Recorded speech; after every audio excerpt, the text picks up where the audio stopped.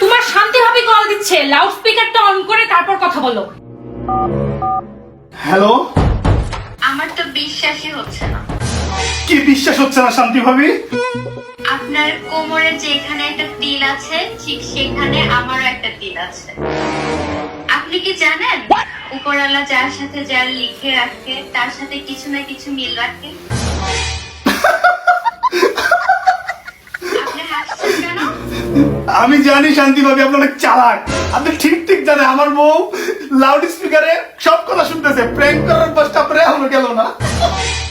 ইস, আপনি এত জলদি আমাকে ধরে ফেললেন। আচ্ছা, আমি কিভাবে বিশ্বাস করব যে শান্তি ভাবির এটা প্র্যাঙ্ক ছিল, তার কোমরে কোনো তিল নাই?